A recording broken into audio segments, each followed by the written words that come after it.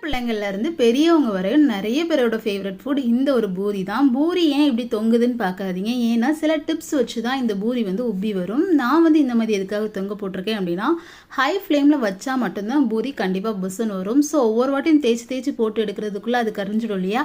அதனால நான் ஃபர்ஸ்ட்டே இந்த மாதிரிலாம் தொங்க போட்டு ஒன்று ஒன்றா பொரிச்சு எடுத்தோம் அப்படின்னா என்னோட பூரி வந்து நல்லா உப்பி வந்துடும். இன்னொரு டிப் என்ன அப்படின்னா, நீங்கள் வந்து ரவை யூஸ் பண்ணணும்.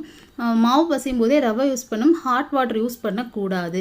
இதெல்லாம் சில டெக்னிக்ஸ். அண்ட் நீங்கள் வந்து இந்த மாதிரி பூரியை உள்ளே தள்ளிட்டு உங்களோட கரண்டி வச்சு நீங்கள் பூரிக்கு உள்ளே அழுத்தம் கொடுத்தீங்க அப்படின்னா பூரி அழகாக உப்பிக்கிட்டு வரும். இதுவும் ஒரு டிப் தான்.